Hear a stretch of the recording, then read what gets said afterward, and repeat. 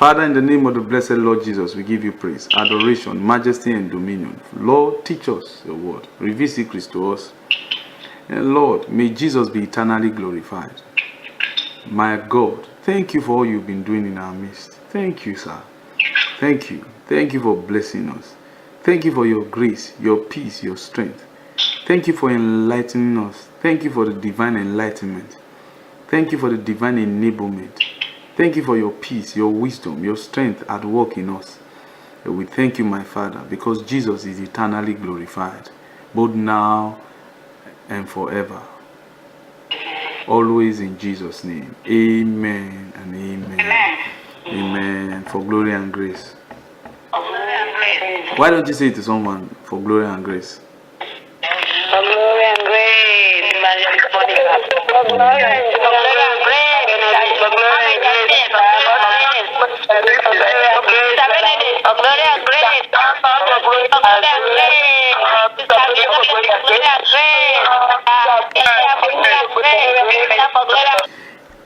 In this evening's class, we want to look at an amazing lesson that the Lord wants his children to know. And it is in Matthew chapter 1. Please turn your Bibles there to Matthew chapter 1. Thank you, Holy Spirit. Thank you, Holy Spirit. Thank you, Holy Spirit. Thank you, Holy Spirit. Are you there in Matthew chapter 1? Yes, sir. We are thinking of titling this lesson tonight as the genealogy of Jesus Christ. The genealogy of Jesus Christ. Maybe that is how we'll title it, or would rather title it Jesus, the son of David and the son of Abraham. So if whichever title you wish to choose for it, either Jesus, the son of David, either you choose Jesus, the son of David, or you like to prefer either you choose Jesus, the son of David, the son of Abraham, or you prefer the genealogy of Jesus. Now, in Matthew chapter 1, if you are in Matthew chapter 1, say amen. Amen. Amen. Alright, so now let's look at verses 1. Verses 1. Now, if you are in Matthew chapter 1, say thank you, Holy Spirit. Thank you, Holy Spirit. Thank you, Holy Spirit. Again, let's say thank you, Holy Spirit. Thank you, Holy Spirit. Now, in Matthew chapter 1, look at verses 1. It says, the book of the genealogy of Jesus Christ, the son of David, the son of Abraham. Evangelist Monica, read your version to us. Matthew chapter 1, verses 1. The book of the genealogy, the book of the generation of Jesus. The book of the generation of Jesus Christ, the son of David, the son of Abraham. Alright, so the word genealogy there also means generations. Okay. But for us, we prefer the genealogy because that's how the original Greek puts it. But it's still the same thing as generations. Alright. It says the book of the genealogy of Jesus Christ, the son of David, the son of Abraham. Is that in your Bible? Yes. Now, brothers and sisters, notice he said the book of the genealogy of Jesus Christ, the son of David, the son of Abraham. Now, how come he didn't say the son of Abraham first before he said the son of David? At least it would have been better rendered as the book of the genealogy of Jesus Christ, the son of Abraham, the son of David. But this time around it says the book of the genealogy of Jesus Christ, the son of David, the son of Abraham. But if we ask you, brothers and sisters, who do you think came first, David or Abraham? Who came first? Who can tell us? Who came first? Abraham. Benedict. Are you sure Abraham came first? Abraham came first. But he's mentioning David first.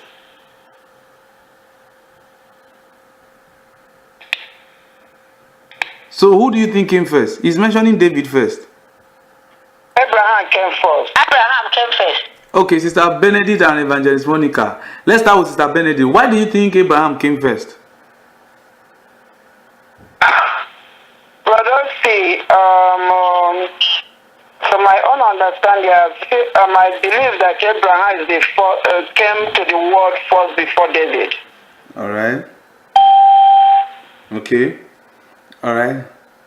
So what do you have to say now about this particular verse of scripture? It says, the son of David, the son of Abraham. Could it be a typographical error by the Bible expositors? Could it be one of the mistakes made by the Bible writers? No. The Bible translators. So, No. Remember, Joseph is in the lineage of David. okay.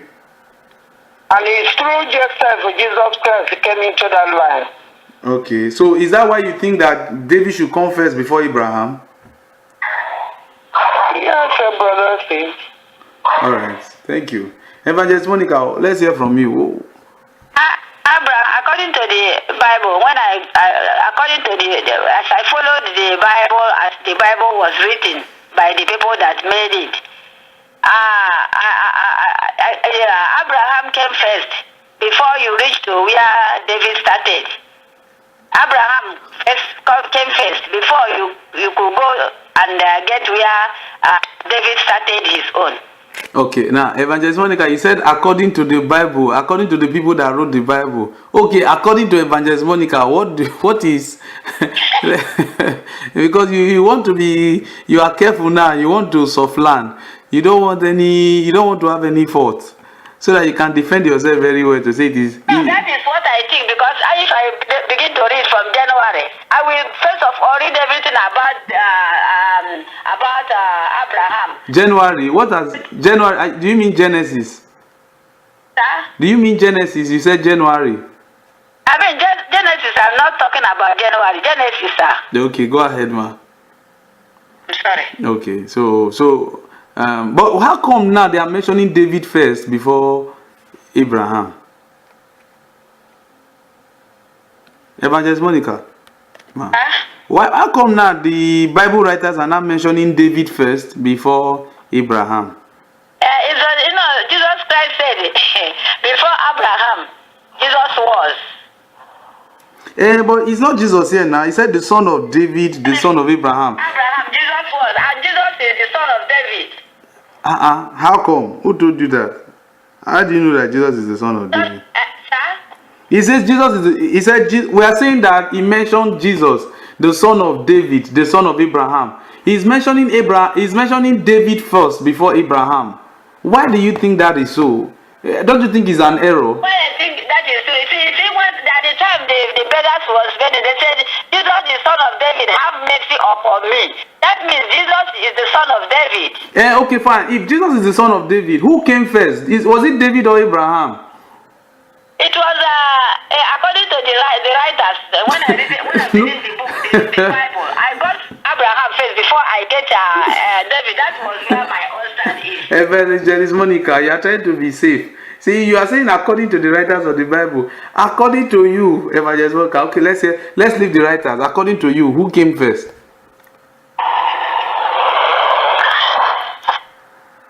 Evangelist Monica, ma.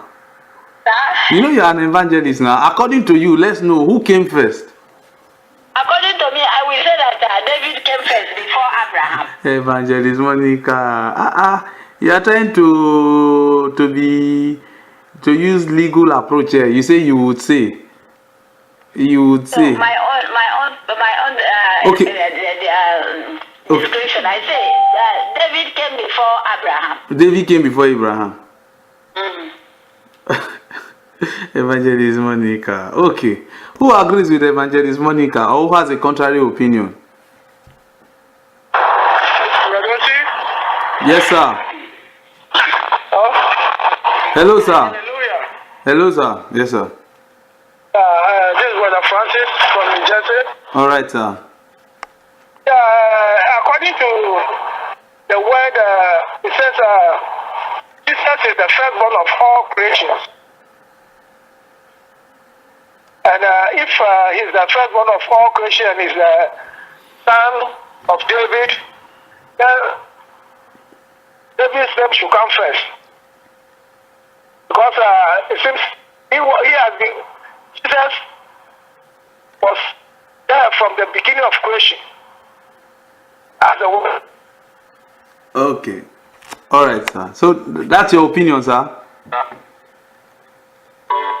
Praise God. All right. Let's hear somebody else too. Who can tell us why should David be mentioned first before Abraham? Evangelist Monica has been politicizing the matter. She is trying to play safe. You know, she said according to the writers of the Bible. Okay, so let's hear from someone. Sister Esther. Okay, Sister Esther, let's hear from you. Which Esther now? We have several. We have another Sister Esther in this class. So which one? Yeah, I'm Sister Esther, New Jersey. Okay, go ahead, ma. David came first because Jesus came from his lineage physically. He came from the lineage of David. And then, according to the, in the spirit, Jesus came from Abraham. Because I'm just receiving the teaching of predestination when they say we are the seed of Abraham through Christ Jesus. So David came from because physically he came from his lineage, and then spiritually he came from Abraham. That's my own opinion. Amen. No, but Sister Esther, you've not answered our question in the sense that we're asking who came first, David or Abraham? Who came first? Yeah, David came first. What makes you think that David came first before Abraham? Because physically, Jesus came from his lineage. He came from David's lineage. But Sister Esther, brothers and sisters, you guys are amazing, no? Do you know who Abraham is? And then spiritually, Jesus came from Abraham. Please don't interrupt. Please, let's not break decorum. Let's let one person finish first. All right, go ahead. Go ahead, Sister Esther. Spiritually, we came from Jesus came from Abraham. No, Sister Esther, you are not answering the question. We are not talking about Jesus now. We're talking about, look at the verse there. It said the book of the genealogy of Jesus Christ. The book of the genealogy of Jesus Christ, the son of David, the son of Abraham. Now, we are saying, we're asking now, who came first? Is it David or Abraham? Because it was narrated here that David was mentioned first before Abraham. Is that so? Is that supposed to be so? Because when you read verses 2, it says to Abraham was born Isaac. How come he didn't mention David first? So we're asking now, why should David be mentioned first before Abraham? Did David come before Abraham? We're not talking about Jesus. We're talking about who came first. Is it David that came first? Before David. Huh? Abraham came first before David. Are you sure? Yes. Is that your final answer? Yes. Okay, thank you. All right. All right. Praise God. Thank you so much. Thank you so much. All right, let's hear one more person. Who came first? Is it David or Abraham? Who came first? Praise God. Who came first? Oh, sorry, my phone was on mute. I'm talking. Sorry, this is Sister Keisha. All right. What I'm thinking is, and I might be wrong, but I'm just gonna say something. we're talking about two genealogies here, because some chapters in the Bible, they go through the genealogy of Mary, the mother of Jesus, and then some chapters in the Bible goes through the genealogy of Joseph, who was the father of Jesus. So Matthew, I believe Matthew was among the people who did the genealogy of Joseph. So that's why they mention David. Okay, so now He did the genealogy of Mary, who is from the David lineage. okay, all right, but You know, okay, go ahead, ma. in most genealogy, even us, even now, even current, when we do genealogy, like me, I'm named after my dad. So most of the time we do, we go most of the times by the genealogy of the father's side. Okay. Instead of the mother's side. Okay. So in this particular case, the genealogy of, the way Matthew, the way the book of Matthew is stated, is from the genealogy of Mary. Okay. Which comes from David's lineage. All right, Sister Keisha, if we were to go by that position, then what do we say about the Ghanaians? We don't know how far that is true. We have some Ghanaians in our class, but we don't know how far that is true. But we were once told that is it Ghanaians now, or a particular tribe in Ghana, they answer to their mother's name rather than their father's name. Is that true? Sister Benedict, are you a Ghanaian? Or They know that I have their first. They always tell me. Oh, okay. So there are some Ghanaians who answer to their mother's name, right, instead of their father's name. Okay. Alright, can I answer that? Okay, go ahead, Sister Keisha. Let's hear from you. Was that a question? Well, based on your position now, so we're trying to look at it whether it fits into your position with Scripture. So that's what we're trying to do. Okay. Well, it depends on the customary. Now, if we're talking about the Hebrew customary, that's how they did it. I'm believing. That's my thinking. And, in Ghana, maybe that's their customary. The customs, customary, culture, something like that. So maybe they have to follow that. So these here, we're talking about the Hebrew customs or customary, either or. Okay. And maybe that's what they did. But if you look at the book of Luke, they started genealogy the other way. All right, but is that about Joseph? Okay, but if we are to go by that, is Akisha again? Don't forget, Luke himself was a Jew too, right? All right, and Matthew was a Jew, so and the Jews had a custom, right, which is uniform. Yes. The law. All right. So if Luke talked more of the mother side of Jesus, and didn't even talk about the father side of Jesus in the person of Joseph, and Matthew talked about the father side of Jesus without talking about the mother side, and then how do you reconcile the custom? Because they are both from the same place. If I can remember, and I'm sorry if I'm misquoting you, but I'm just, if I can remember. Go ahead. I remember a while ago we learned that the first three chapters in the New Testament, they were not meant to be in the New Testament. Yes, you are correct. So I'm thinking, am I correct? Okay, perfect. Yes. So I'm thinking maybe that was a Greek way of, brother, I don't want to continue getting wrong, so I think. Thank you, Sister Keisha. Oh Lord, God bless you, ma. God bless you. You are too much. She said she doesn't want to continue getting wrong. Sister Keisha, don't worry. It's good to be wrong in class so that you can be right outside, right?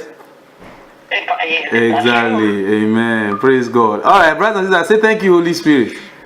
Thank you. Amen. Evangelist Monica just can't wait to hear what the final answer will be.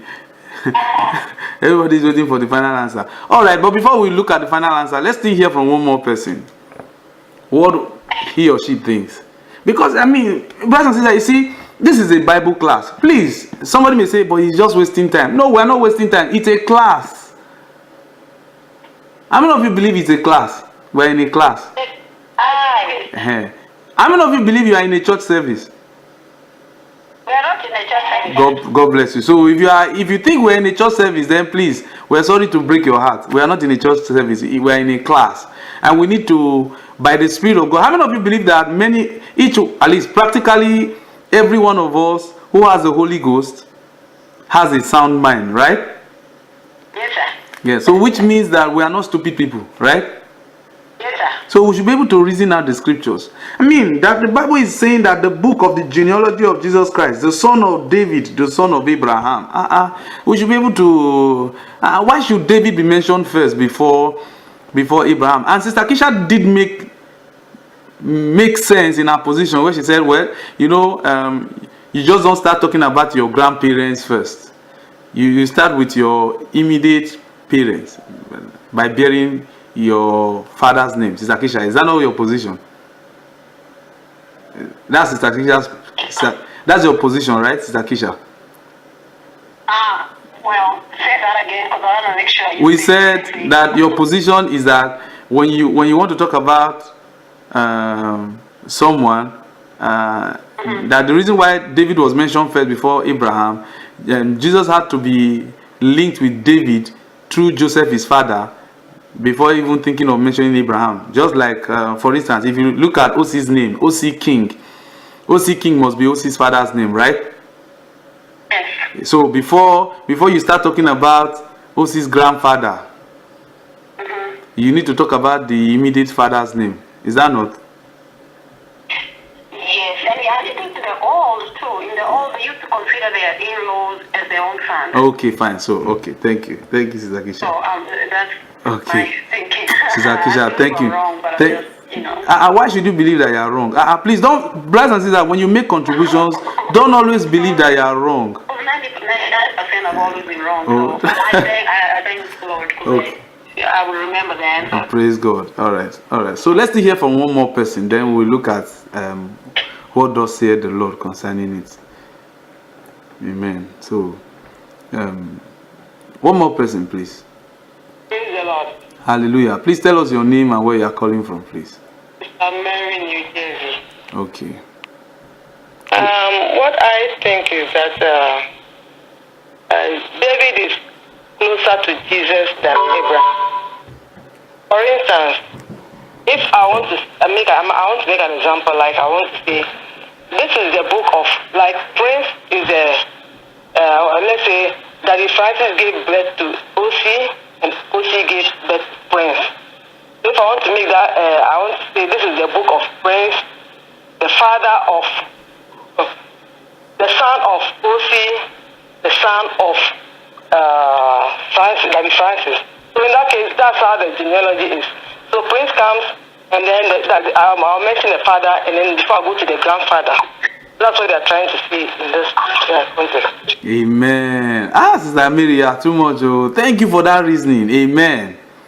Amen. Amen. Brothers and sisters, let's clap for Sister Mary. Amen.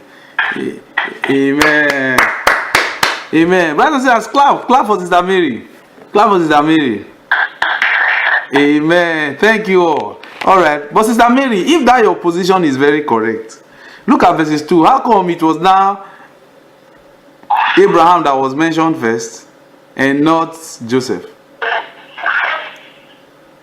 You see that? So that automatically knocks off your position, Sister Mary. Even though we clap for you, Amen. Amen. Praise God. And we clap for Sister Mary because thank you, Sister Mary, for killing the silence, for taking that bold step to speak, because Sister Mary does not like to talk. Praise God. Hey, Sister Mary. See now, the counselor has taken over. Amen. The ministry of the Holy Ghost. Amen. All right. Let's go into what does say the Lord. All right. Does anyone still have something to say? Maybe you just got a new revelation concerning it. All right. Praise God. Thank you all for your contributions, brothers and sisters. And your contributions is not to knock you down. No, it's an opportunity where we learn. Amen. How many of you believe it helps us to learn more? Amen. I believe it. Amen. All right, now let's see something. He says, the book of the genealogy of Jesus Christ, the son of David, the son of Abraham. Please mark the expression, the son of David, the son of Abraham. So let's find out why is he telling us the son of David first and then the son of Abraham? Why is he mentioning the son of David first? Because you see, Jesus Christ came as the Son of Man. He died as the Son of God. And he will be coming back as the Son of David.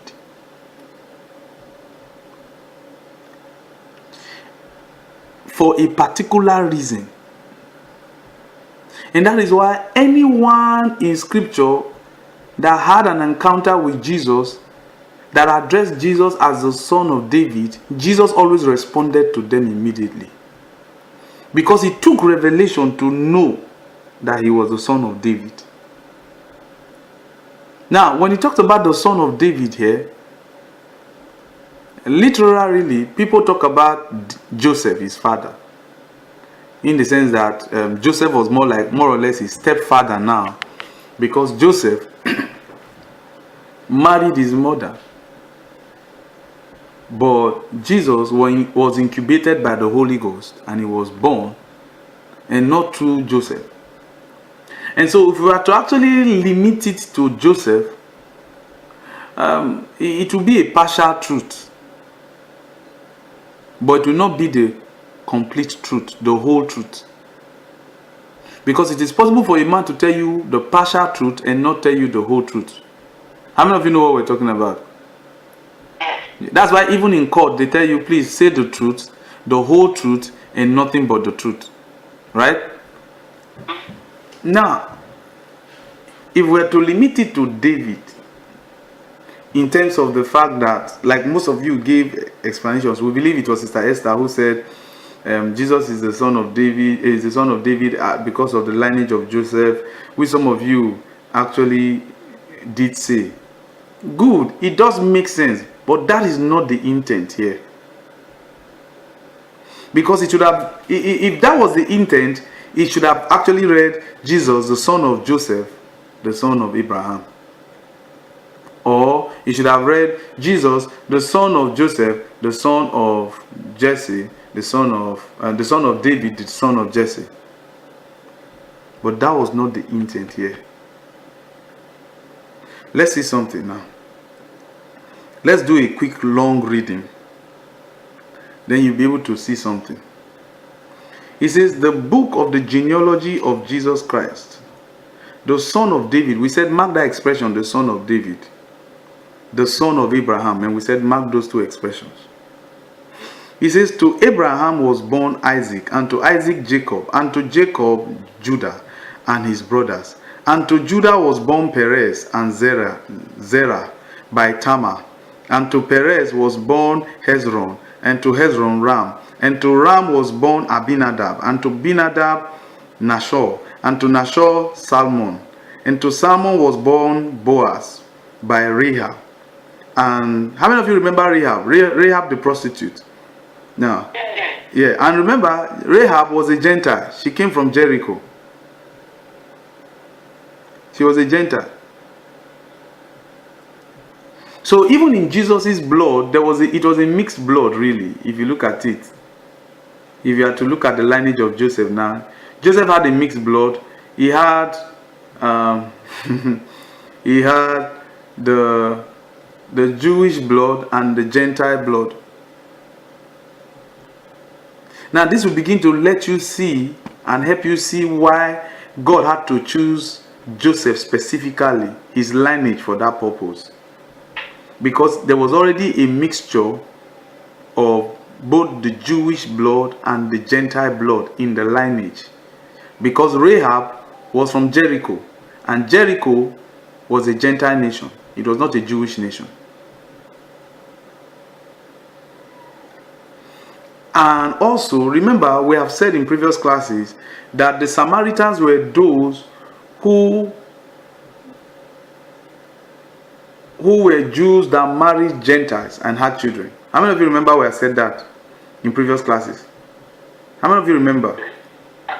Remember, right? I remember. So you find out that also in the blood of Joseph, in his lineage, he also had the Samaritan blood, even though he was from Judah.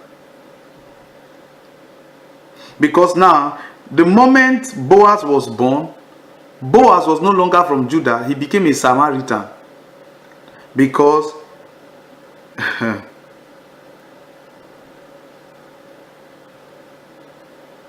Salmon was from Judah, who married Rahab the Gentile.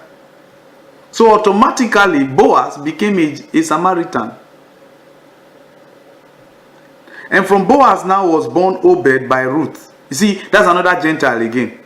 Ruth came from Moab. Can you see that? So you begin to wonder, you begin to now understand why Jesus' ministry had to extend to the Samaritans, even though he came from Judah. Because those from Samaria were part of his biological father in quote now, Joseph, his stepfather's lineage.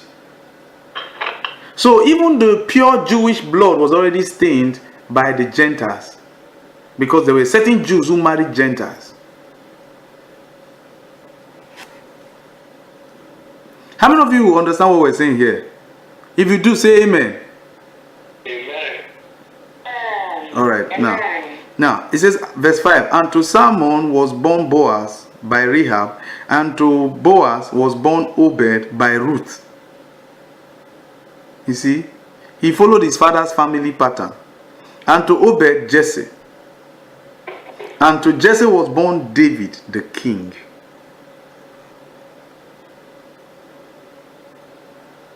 And to David was born Solomon by her who had been the wife of Uriah. Now notice that expression.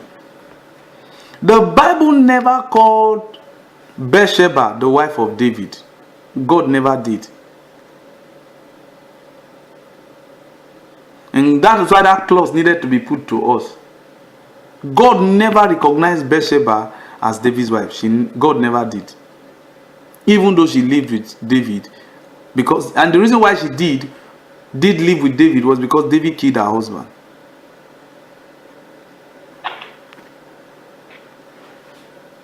And you know, there are some people who still do those kind of things today. We understand that even in the army, like in the Nigerian army, we understand that there are some senior officers who are, when they see that a junior officer has a beautiful wife, they can send the person on missions so that the person can die, so that they can take over the wife. Now, we're not saying it is always true for all the officers, but we have had certain cases, you know, so they are not different from David. And to David was born Solomon by her who had been the wife of Uriah. And to Solomon was born Rehoboam. And to Rehoboam Abijah. And to Abijah Asa. And to Asa was born Jehoshaphat. And to Jehoshaphat Joram. And to Joram Uzziah. And to Uzziah was born Jotham. And to Jotham Ahaz. And to Ahaz Hezekiah. And to Hezekiah was born Manasseh. And to Manasseh Ammon, and to Ammon Josiah, and to Josiah was born Jeconiah and his brothers at the time of the deportation to Babylon, when they went as captives to Babylon. Now, verse 12. And after the deportation to Babylon, to Jeconiah was born Shealtiel, and to Shealtiel Zerubbabel, and to Zerubbabel was born Abihud, and to Abihud Eliakim, and to Eliakim Azor, and to Azor was born Zadok, and to Zadok Achim, and to Achim Eliud, and to Eliud was born Eliza, and to Eliza Matan, and to Matan Jacob, and to Jacob was born Joseph, the husband of Mary, by whom was born Jesus, who is called Christ. Amen. Say amen. Say. Now look at verse 17. He said, therefore all the generations from Abraham to David are 14 generations, and from David to deportation to the deportation to Babylon, 14 generations, and from the deportation to Babylon at the time of Christ, 14 generations. Amen. Amen. Now, if you notice here, from verses 2 down to verses 6, you realize that Abraham came before David.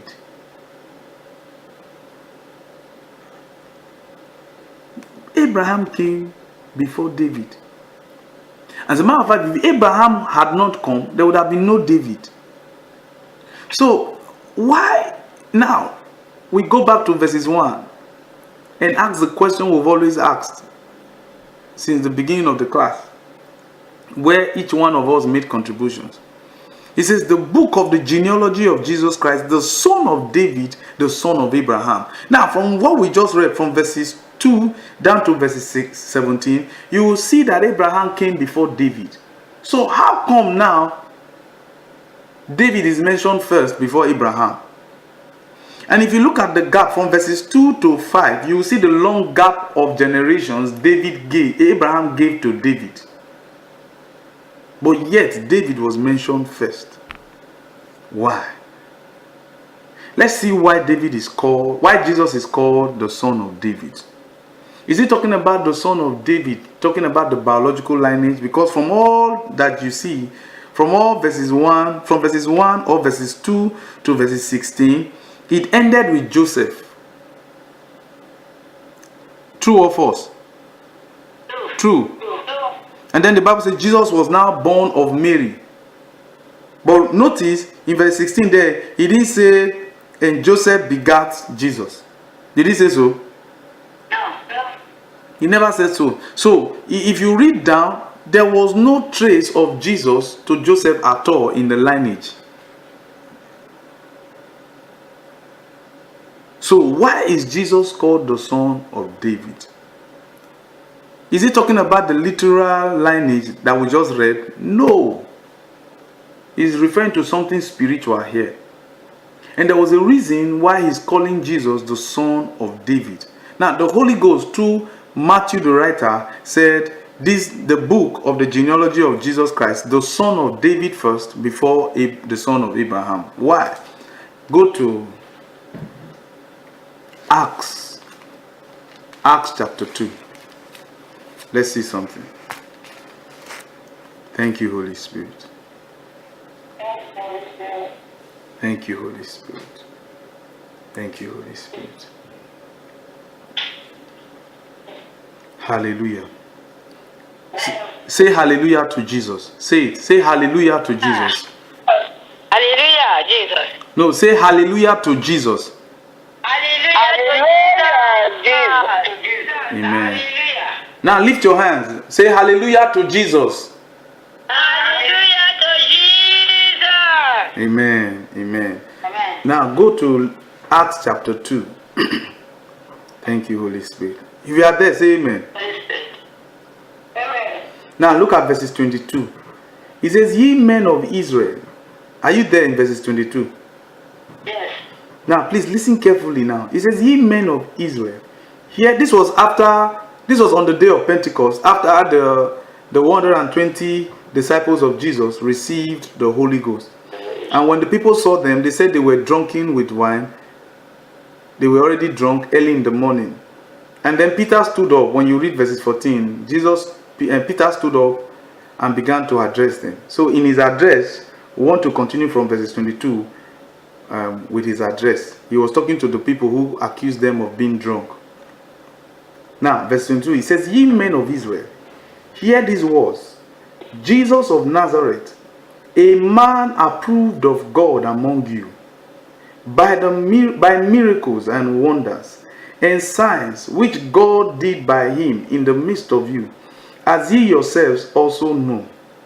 Him being delivered by the determinate counsel and foreknowledge of God, ye have taken, and by wicked hands have crucified and slain him. Now notice Peter was saying, ye have taken him. Ye have taken, and by wicked hands have crucified him. Now look at how Peter was giving this address. He removed himself. How many of you remember Peter denied Jesus? Yes, so How many of you remember Peter denied Jesus? Praise God. I did. Yes. Yes, remember, right? If you remember Peter denied Jesus, say I remember. I remember. Benedict. But see how Peter is removing himself. He didn't even mention that he was part of them. He said, ye men of Jerusalem, you wicked men. Peter did not even mention that he himself was a wicked man. No. Is it Peter? Amen. He has rights. Amen. Amen. Now, he says, verse 22 again. He says, ye men of Israel, hear these words. Jesus Christ of Nazareth, a man approved of God among you by miracles and wonders and signs which God did by him in the midst of you. Ye yourselves also know, him being delivered by the determinate counsel and foreknowledge of God, ye have taken, and by wicked hands have crucified and slain, whom God had raised up. Please follow this carefully. Whom God had raised up, having loosed the pains of death, because it was not possible that he should be holding of it. For David, now follow this carefully. For David speaketh concerning him, I foresaw the Lord always before my face, for he is one on my right hand, that I should not be moved. Therefore did my heart rejoice, and my tongue was glad. Moreover also my flesh shall rest in hope, because thou wilt not lift my soul in hell, neither wilt thou suffer thy Holy One to see corruption. Verse 28. Thou hast made known to me the ways of life. Thou shalt make me full of joy with thy countenance. Now, what Peter did was to quote what David said about Jesus. Now, look at verse 29. Men and brethren, let me freely speak unto you of the patriarch David, that he is both dead and buried, and his sepulchre, his graveside, is with us unto this day. Therefore, now look at verses 30 now. That's the part we want to look at. Therefore, being a prophet, and knowing that God had sworn with an oath to him, that of the fruit of his loins, according to the flesh, he would raise up Christ to sit on his throne. So the reason for Matthew chapter 1, from verses 2 to 17, was because of God's sworn promise to David. So why is Jesus called the son of David? Because God already promised David that he was going to make one sit on his throne forever. God already promised David that he was going to make one sit on his throne forever. Now, brothers and sisters, if that is true, which we know it is, then how come Samuel the prophet made a statement to King Saul? Let's see that statement. Go to 1 Samuel. Let's see something. Thank you, Holy Spirit. Thank you, Holy Spirit. Thank you, Holy Spirit. Thank you, Holy Spirit. I will praise you, Lord, with every breath that I take. I will praise you, Lord. This promise I've made. When eternity ends and starts over again, even then I will praise you, Lord. Praise the Lord forevermore. Amen. When you go to 1 Samuel chapter 13, are you there in 1 Samuel chapter 13? Yes. Now, remember, this was after King Saul had become king. After 2 years of reign over Israel, the Lord, Samuel the prophet came to him and said, look at verses 8. Look at verses 8. If you are there in verses 8, say, praise the Lord. Praise the Lord. Now look at verse 8. He says, and he tarried 7 days according to the set time that Samuel had appointed. But Samuel came not to Gilgal, and the people were scattered from him. And Saul said, Bring hither a burnt offering to me, and peace offerings. And he offered the burnt offering. And it came to pass that as soon as he had made an end of offering the burnt offerings, behold, Samuel came, and Saul went out to meet him, that he might salute him. Now, Samuel had given a time period that he was going to come for a meeting, for a burnt sacrifice with King Saul. And Samuel did not come according to the time he had specified he was going to come. And so the people were scattered, like the Bible said, and Saul was getting agitated. So he decided to offer the sacrifice on behalf of Saul, on behalf of Samuel. And the Bible says, the moment he finished offering the sacrifice, then came Samuel. Now see something. The Bible says Saul went to salute him. Verses 11. And Samuel said, What hast thou done? What have you done? And Saul said, Because I saw that the people were scattered from me, and that thou camest not within the days appointed, and that the Philistines gathered themselves together at Mishmach. Therefore said I, The Philistines will come down now upon me to Gilgal, and I have not made supplication unto the Lord. I forced myself. Please mark that expression. I forced myself, therefore, and offered a burnt offering. And Samuel said to Saul, Thou hast done foolishly. Please say it. Thou hast done foolishly. Thou hast done foolishly. Please say it again. Thou hast done foolishly. Thou hast done foolishly. Now, brothers and sisters, between Samuel the prophet and King Saul, who do you think was foolish? After all, Samuel the prophet did not come when he had specified he ought to come. True or false? True. Please answer now. True or false? True. Can you see, sometimes we say, Brother Ozzy said we should start this meeting early, yet he has not come on time. I don't know why Brother Ozzy comes late. Even though he lives close to where the Bible center is. I don't know why he's coming late. He always comes when we have started the class. You don't understand. Look at what Samuel said. He said, You have done foolishly. That you are even thinking that way, you are foolish to think that way. Service starts by 10. How come pastor does not come on time? You are foolish to talk that way. It's like most of us now in this Bible class, when we come, they hear other people, God's children sharing testimonies, and we discuss other matters before going into the lesson. They say, oh, they're just wasting time. Okay, you know what? They always like to waste time. I will log in around to 1. And most of you have been amazed that sometimes even when you log in, as at the time you are predetermined you are going to log in, we are almost done with the class. We have gone way deep. But when you now predetermine that you were going to call when you wanted to call, when you should call, you find us in quote now wasting time, you think. Then when you finally take a stand that you are going to call so time, you discover that we have gone ahead. How many of you know what we're talking about here? Yes. Brothers and sisters, don't ever catch yourself doing that. It is foolish. Look at what Samuel said to King Saul. And Samuel said, verses 13, to Saul, Thou hast done foolishly.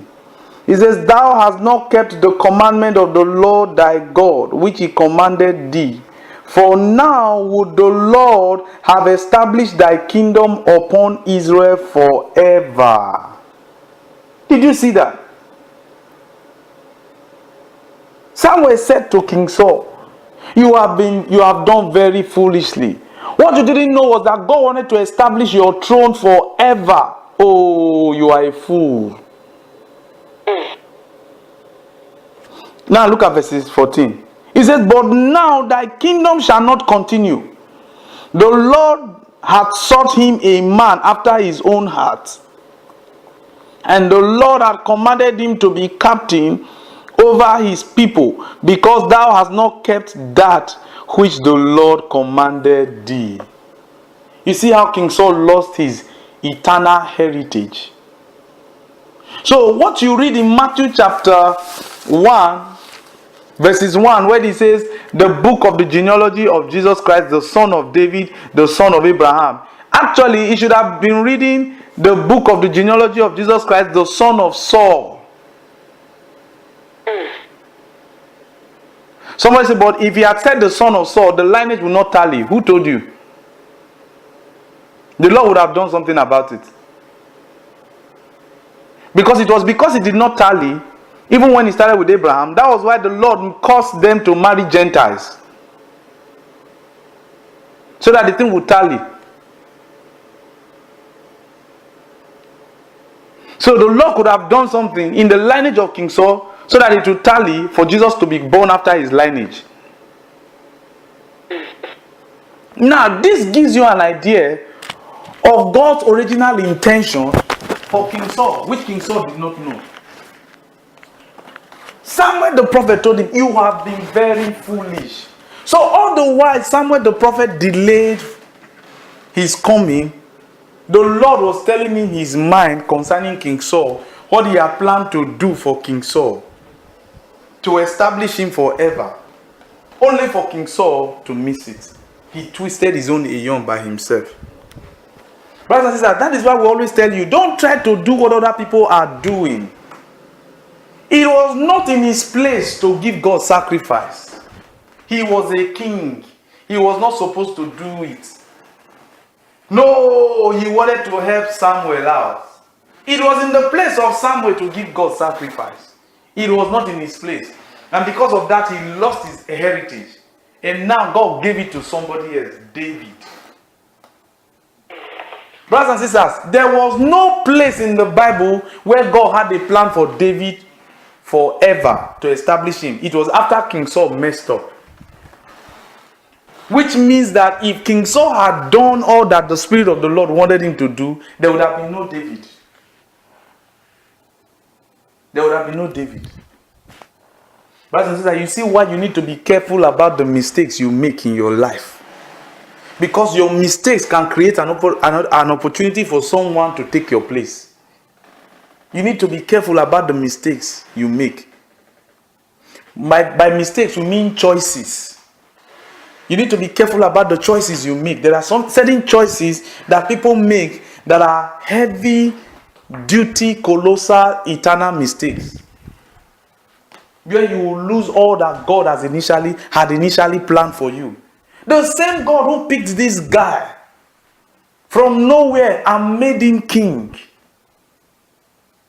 had a big plan beyond kingship to place Jesus in his lineage. King Saul lost it by a sacrifice. Few minutes sacrifice cost him an eternal lineage.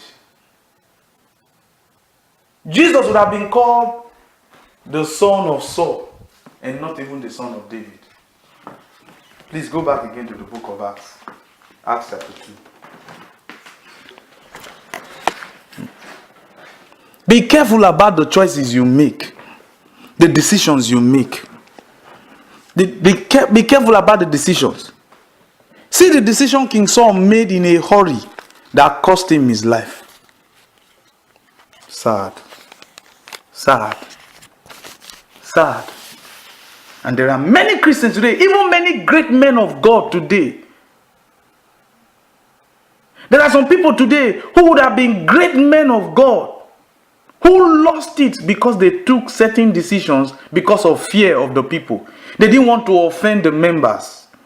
They didn't want to offend the members. Who cares if they are offended? They didn't want to make the members offended. And because they tried to please the members, they lost their heritage with God. God had to look for somebody else. Say not me. Say it. Say not me. Not me. Not me. Say I'm different. I'm different. Say it. Say I will never lose my eternal heritage. I will never lose my eternal heritage. Look at how King Saul. So now in in Acts chapter 2 verses 30, he says, therefore being a prophet, and knowing that God had sworn with an oath to him, that oath would have been to King Saul. And Peter wouldn't have been discussing David, he would have been discussing King Saul. But now he's discussing David. And brothers, when you look at the Bible says David made many mistakes. After all, he even killed somebody and married another person's wife. True or false?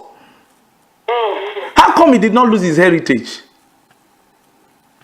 The Bible says of his heart, the condition of his heart. Bible says that be careful the thoughts that goes on in your mind. You see that your mind that you have, even when you smile at people, be careful what goes on in that mind of yours. Be careful.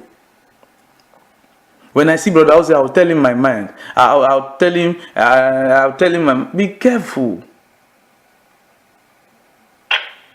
It's even good said that you're even telling Brother Ozzy your mind. There are some who will not even talk at all. Saul was a man full of spiritual sins. Even when he wanted to apologize, he didn't really mean it. He was only concerned about the people. Brothers and sisters, be careful about pleasing people. Be careful how you please people. If you are a man pleaser, you will miss out with God. If you are a man pleaser, you will miss out with God big time. It's not about what you like to hear. We don't care about what you like to hear. We will tell you the truth. That's why Ozzy is not a pastor.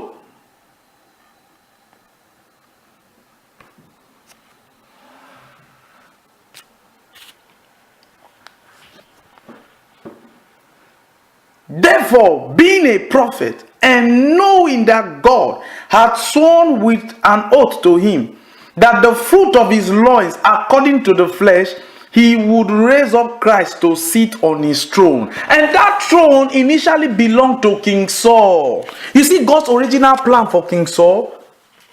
The heritage of Jesus would have come from the lineage of King Saul and not David. Because David was never part of God's original plan. Oh Lord. David was never part of God's original plan. We met a man in New York. We met a pastor in New York. Poughkeepsie to be precise. Poughkeepsie to be precise. We met him at a graduation ceremony. And we were talking. A pastor, we were talking. And he said, my sister has told us about you. We said yes. So we were talking. And he said, how is your ministry like?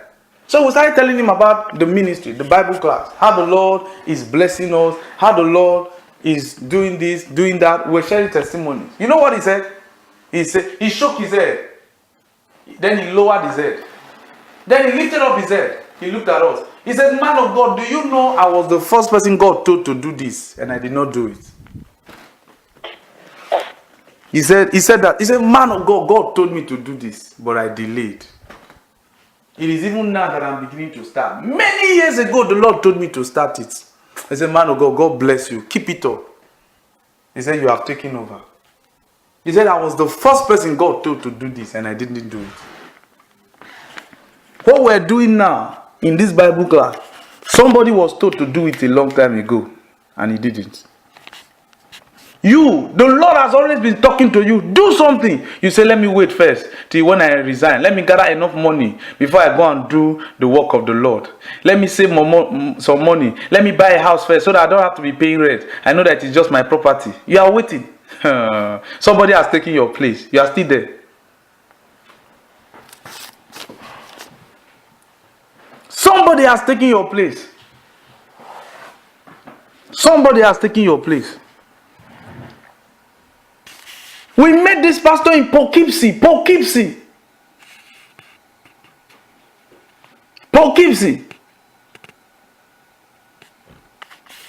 He was the first person the Spirit of God told to do exactly what we're doing now in the Bible class. But he didn't.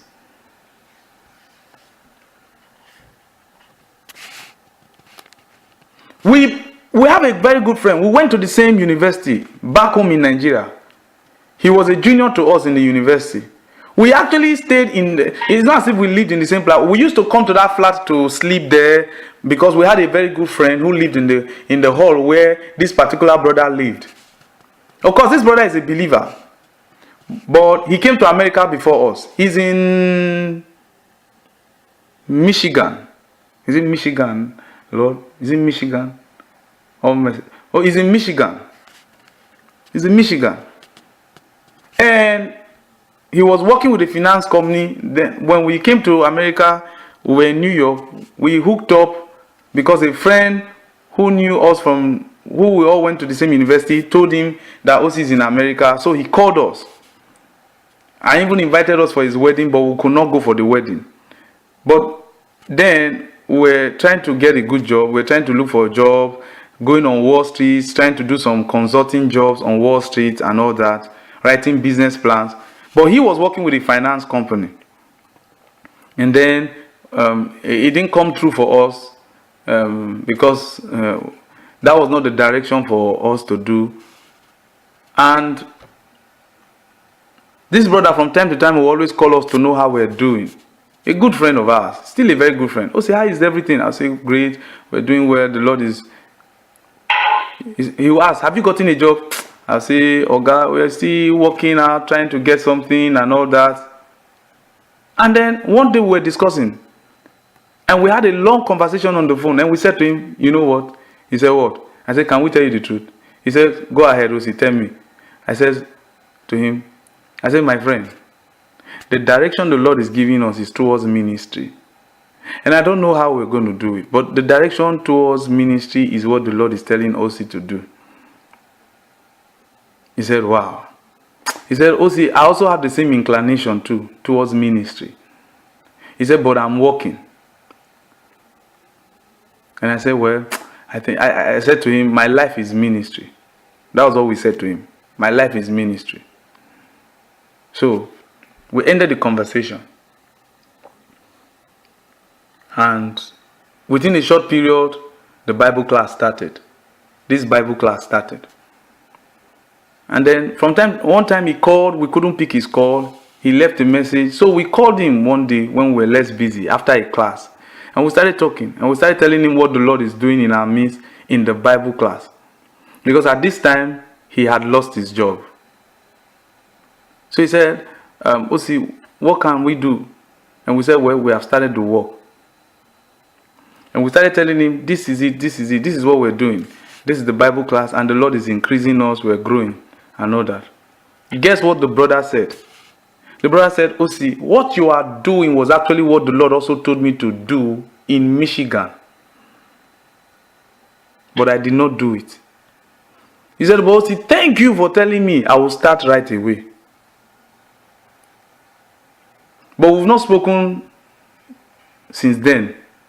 But we believe he has probably started the work of the Lord. We told him, go ahead, do it. Brothers and sisters, if you don't do what the Lord wants you to do, when he wants you to do it, you will miss out on him. You will miss out on him. The heritage of Jesus would have been linked with King Saul because of his foolishness. He could not wait for the prophet to come. I recall when we started our work, when we started out in ministry, we always wanted to be a pastor. We desired it. We used to admire pastors, at least with their shining jacket, how they come, the way people bow down and honor them, and give them handshakes with gifts in their hands, And then we used to look at, oh man, this pastor with the large congregation, the offerings straight. This pastor will not lack anything. No. Hey, we want to be a pastor. We used to desire those things. You see them shining silk jacket, leather jacket, and people come and say, pastor. The way people bow to greet them, I say, it's good to be a pastor. I must be a pastor. I must be a pastor. I must be a pastor. I recall sometimes we will dress well, we'll go out, and then we'll be parading ourselves as pastors. I'll say, I'm Pastor Osi. I'm Pastor Osi. I'm Pastor Osi. After all, we can share the Bible. We can preach John 3:16. For God so loved the world that he gave his only begotten son. We just wanted to be pastors by force. Even when we came to America, we used to, oh, I'm a pastor. Until one night when the Lord came and said, son, I did not call you to be a pastor to begin with. I did not call you to be a pastor. So settle it. You are not a pastor. Brothers and sisters, we were very offended that day with the Lord. I said, Lord, how can you tell me you don't want me to be a pastor? Lord, I've been preaching your word. You are telling me, and people get blessed. The Lord said, oh, see, that is not your calling. I didn't call you to be a pastor. It became an argument between Ozzy and the Lord. And the Lord said, Ozzy, settle it now. You are not a pastor. You will never be. I never called you to be a pastor. You will never be a pastor. This is what I've called you into. I've called you into this office and this. Do this, do this, do this. Did you hear me? And we said, yes, sir. Then guess what we said? So we said, Lord, so what would they now call me then? After all, a lot of people know me as Pastor Ozzy. Then the Lord said, let them call you Brother Ozzy. And we said to the Lord, Lord, why should they call me Brother Ozzy? Then the Lord asked, are you not a brother? We said yes. He said, so let them call you Brother Ozzy. Because that is what I've called you. You are a brother. You are Brother Ozzy. And that is why today, Ozzy is a brother. And he's still a brother. And will forever be a brother to you. Amen. Amen. But the interesting thing, brothers and sisters, the striking thing was, when the Lord said so, he said, tell those who call you pastor that you are not a pastor. Tell them. And I will recall one meeting, we were invited for a meeting, and then we were introduced as pastor. We have to tell the people, the Lord said, tell them you are not a pastor. Brothers and sisters, functioning in your place makes the difference. Functioning in the place where God has called you. Don't try to be a pastor when God did not call you to be a pastor. Don't try it. You will miss out on God's eternal plan. Don't try it. Don't try it. Don't try it. Just be who God has made you to be and be happy for it. Many Christians today are title driven. So everybody is going to a Bible school because everyone wants to be given a title. No. Find out what God has called you to be. See how King Saul lost his heritage to David.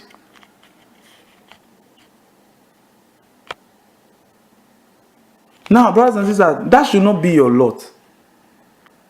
Amen. Amen. Amen. Amen. Amen. This is how much we can take tonight. Thank him. Talk to the Lord now. Bless his name. And I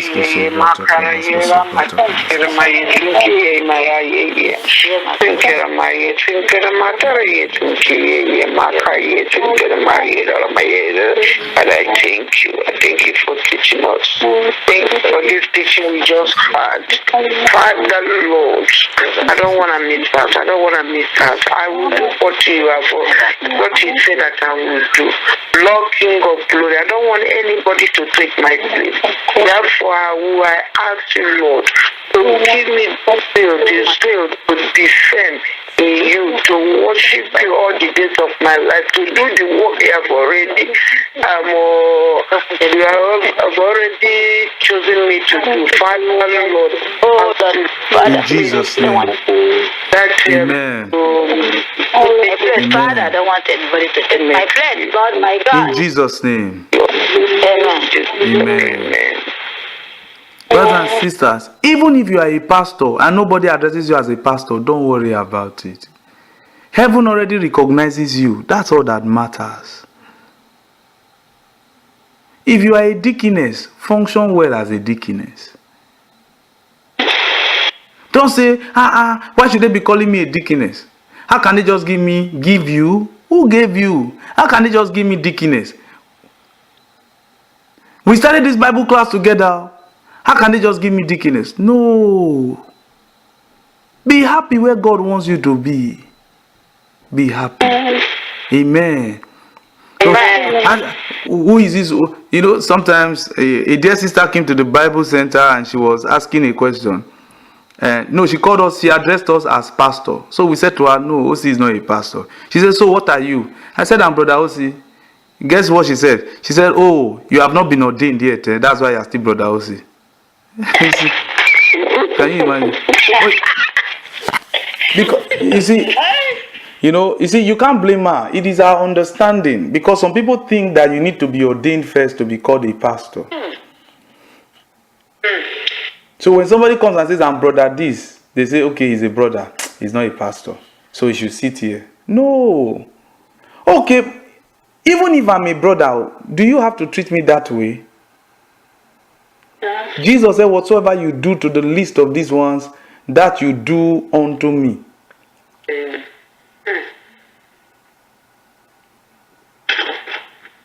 So do I have to be a pastor for you to treat me nicely?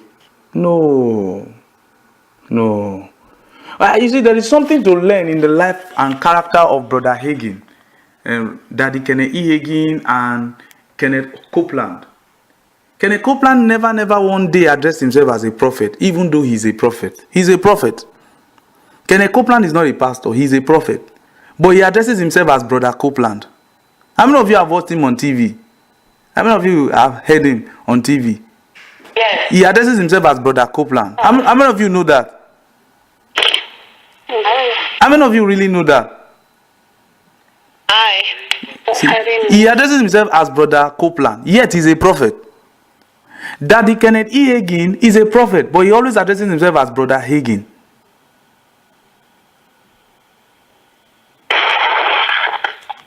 They knew the offices they were called into, but that was not the focus. The focus was to feed the sheep and do what the Lord had called them to do. And they all had testimony. Okay, you that is bearing prophet, no, or they must call you pastor. No testimony, no results. That is not the focus. Amen. Amen. Be happy. Stay in your place. Don't be like King Saul who lost his throne forever. If there is one regret King Saul has, even though he's in heaven right now, is the fact that he lost his kingdom to David.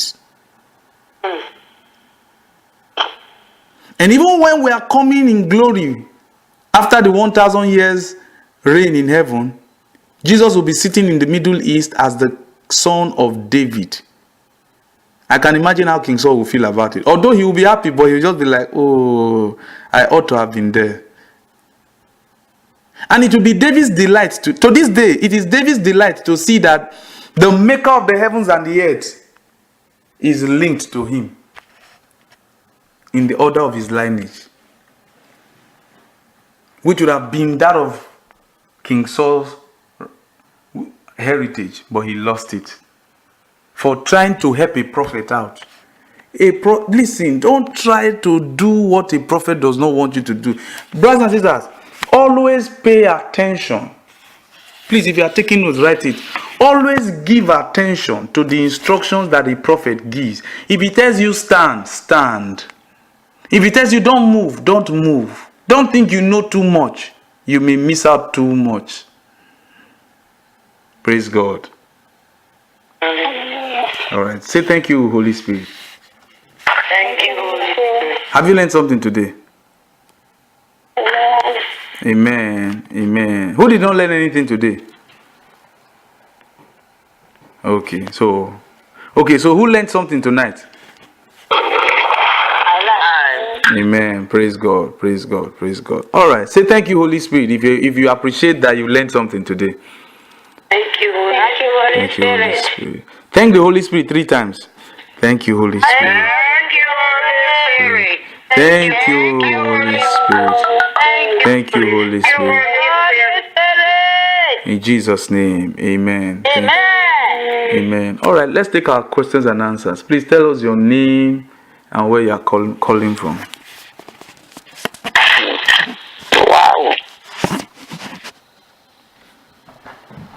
Please, who said wow? No, I'm the one, Benedict. Oh yeah, Sister Benedict. Tell us why did you say wow? You learned something today? Tell us what was it that made you say wow? You see, I've read that thing. The understanding I got today is different from what I know. That's why I say wow. Because I never knew that God, the person God wanted to give to make it for his throne to be, the person God wanted to have his throne forever was Saul. Yes. It was about it today because all along thought that the promise was for David all along. But what I really learned today, I learned that I have to pay attention to God's instruction. Yes, ma'am. I should obey Him and do what He says so that I won't miss out. Yes, ma'am. Yes, ma'am. Yes, ma'am. Yes, ma'am. Thank you so much, Sister Benedict. In fact, that is it. That is it. Really. Well done. Well done. Well done. Well done. Well done. Amen. But Sister Benedict, let's ask you, what was the part that really got to you the most? Was it that of King Saul, how he lost his throne? Or which other thing also got to you the most? The one that of Saul really got me the most because it's a big shock to me. Another one is that I really like when you were talking about how Joseph's blood is mixed with Gentile. Okay. Through marriage and all that. Yes. Yeah. Amen. Thank you, sir. I really think that really I never knew about it, even though that I've read that part of the Bible several times, but my understanding today is different from what I know. Amen. So that means your understanding has improved in that area, ma. Yes. Yes. God bless you. God bless you. All right. Let's hear from somebody else. Thank you, Sister Benedict. Okay. For glory and grace. For glory and grace. This is Sister Keisha. Rosie, I have a question. Well, I'm just curious. I remember we have learned in a few classes that when God gives you any kind of power, or when He calls you, He never changes mind. Like, yes. For example, the powers that Satan has. Yes. And why is it that in this particular case, Saul's lineage was not up to the plans of God? What happened? Well, you know, it's a good question. Thank you, Sister Keisha. It's a very, very beautiful question. It is true that the gifts and the callings of the Lord are without repentance. You find that in Romans, I think Romans chapter 11. Romans chapter 11 verses 29. Where it says the gifts and the callings of God are without repentance. Romans 11 verses 29. But also the same Lord also says He confirms the words of His servants the prophets. You know, prophets have the right to take initiative. You know, it was King Saul, it was Samuel the prophet that took the initiative to place that verdict of King Saul. You know. Okay, so it wasn't God per se. It wasn't God who, but God had to honor the words and then change His mind then concerning it. Oh, so He honored Samuel. Yes, He honored Samuel because Samuel. Oh, okay. Yes. I got it. Like now, even as Ozzy speaks now, God honors Ozzy's words. You know, that's why if you read Isaiah 44 verses 26, Isaiah 44 verse 26, it will give you a clearer picture. You see, brothers and sisters, in as much as prophets are beautiful people to be with, they are very dangerous. They are very dangerous people to deal with. Amen. I will tell you why. Now, if you read Isaiah 44 verses 26, it says that confirmed the words of His servant, the word of His servant, and performed the counsel of His messengers. You see that? He performs it. So anything they say, He will do it. Now, let's show you one mystery. Let's show you one mystery. Go to Amos. Amos chapter 3. Let's dissolve one mystery to you. Thank God for the office of a pastor. Amen. Say amen. I'm sorry. I made that noise. Amen. Amen. Thank God for the office of a pastor. Amen. Right? Amen. Thank God for the office of an evangelist. Right? Amen. And thank God for the office of an apostle. Amen. Amen. Thank God for the office of a teacher. Amen. Amen. But look at something in Amos chapter 3. If you're in Amos chapter 3, say amen. Amen. Look at verse 7. What did he say? He says, surely the Lord God will do nothing, but he revealeth his secret unto his servants the prophets.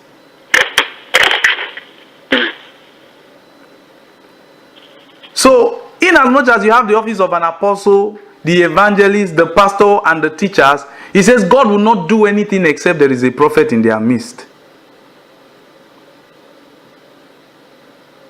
That is why there are many ministries today that are not doing well. If only they can have a prophet in their midst. And probably there was a prophet in their midst in the person of a member. But the man of God in the congregation, the man of God who oversees the church, or the woman of God, was not sensitive enough to recognize the person. And so God did not move.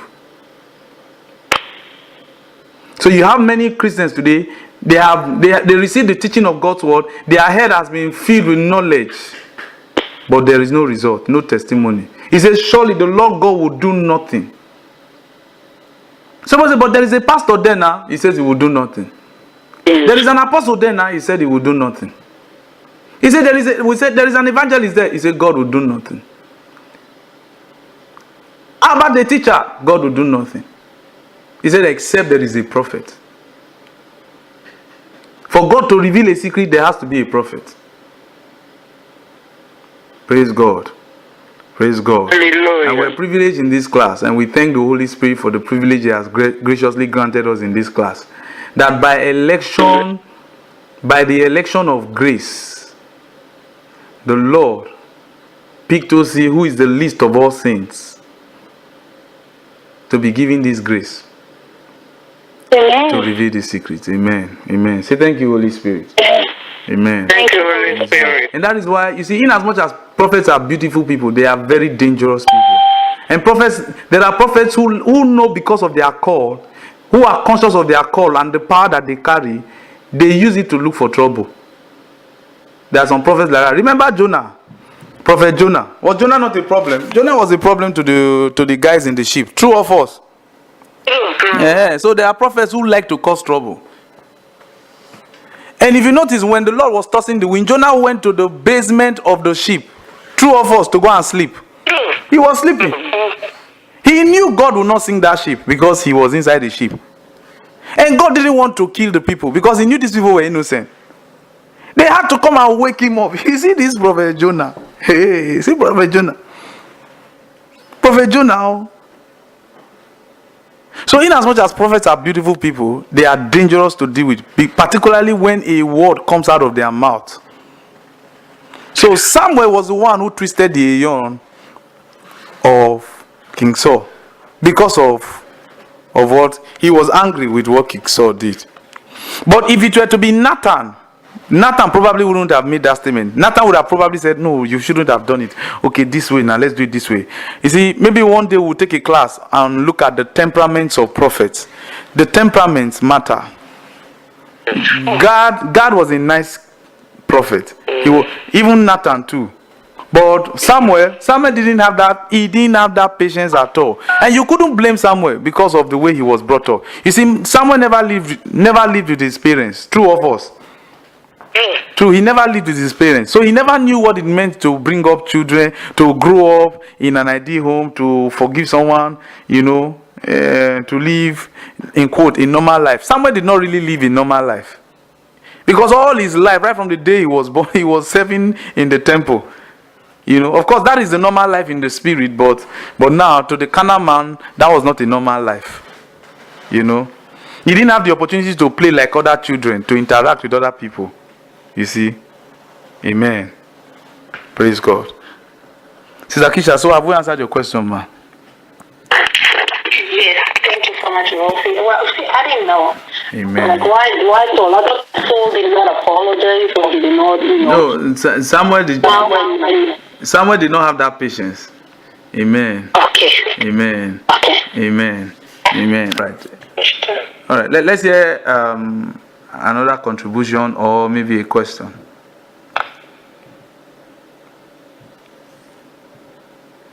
Your contributions or questions?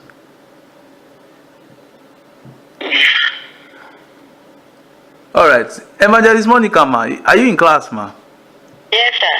Let's hear from you. Tell us, ma, what have you learned today, and what was it that got to you the most? Tell us, ma. Why I kept quiet was that what I wanted to say is what Sister Benedict said concerning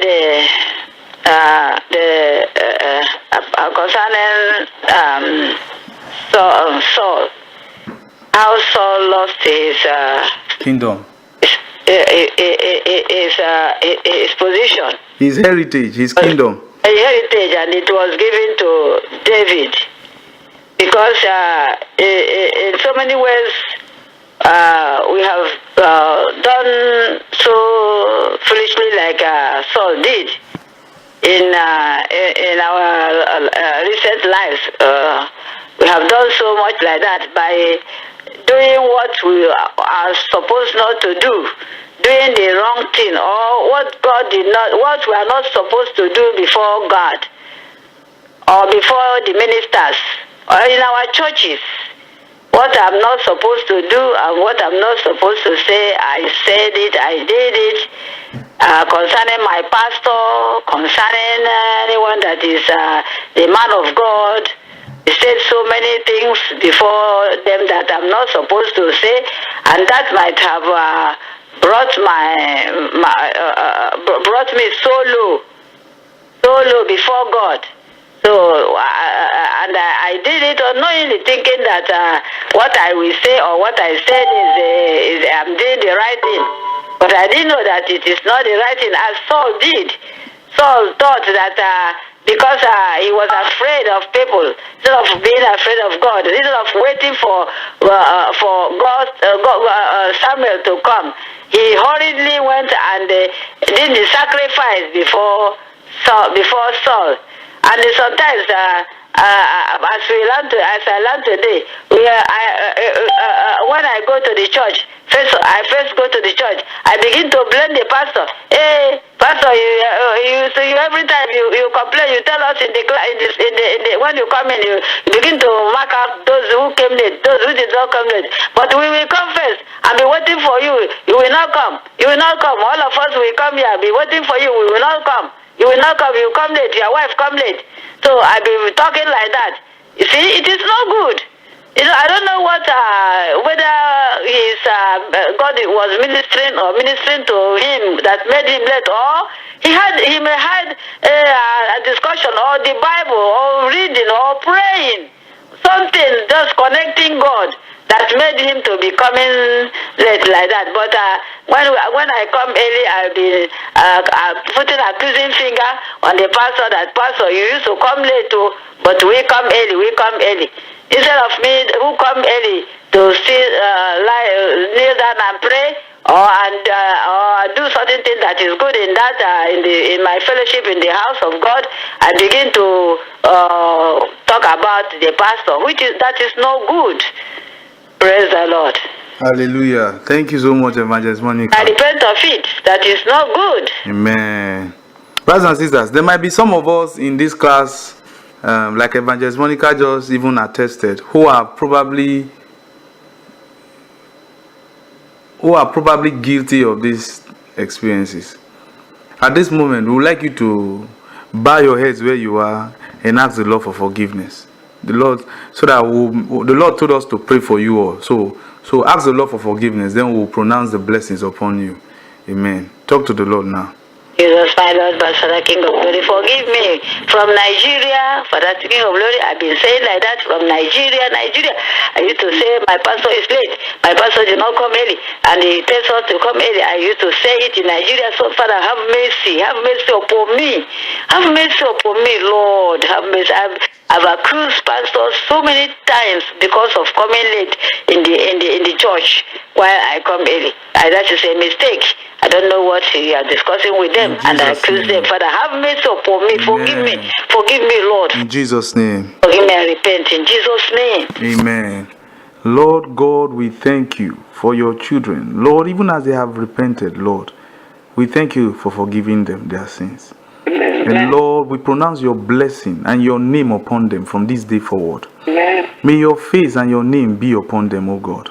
May these ones indeed have a goodly heritage. Any area of their life that was twisted, any heritage that they have lost to someone, Lord, they recover this day. And from this day forward, oh God, I speak, even as a prophet of the Almighty God, oh God, we adjust their destinies. And it is eternal in you, oh God. They will never lose it to anyone. And we give you praise. In Jesus' name. Amen. Say thank you, Holy Spirit. Thank you, Holy Spirit. Now, if you are grateful for what the Spirit of God has just done for you, thank Him. Open your mouth and thank Him. Thank you. Holy Spirit, I thank you for forgiving me. I thank you so much. I thank you, Holy Spirit. Holy Spirit, I thank you.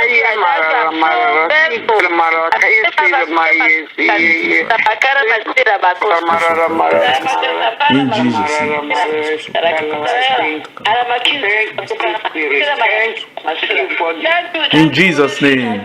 Amen. Amen. Amen. Amen. In Jesus' name. Hallelujah. Amen. In Jesus' name. Amen. Now, does anyone have any question or a contribution you would like to make? Brother P. Yes, ma. This is Benedict. All right, ma. Go ahead, ma. Another thing I want to add to what my evangelist said. Yes, ma. Is that every one of us we should not be man pleaser. Yes, ma.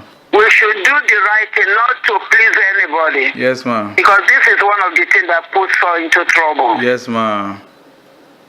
Yes, ma. True, ma. Thank you so much, ma. Amen. Amen. All right, brothers and sisters, we'll continue tomorrow in the lessons, and then we'll look at Jesus. We'll look at Jesus being the son of Abraham. Amen. Praise God forevermore. Say thank you, Holy Spirit. Thank you, Holy Spirit. All right. Evangelist Monica, please pray for God's people and dismiss the class for glory and grace.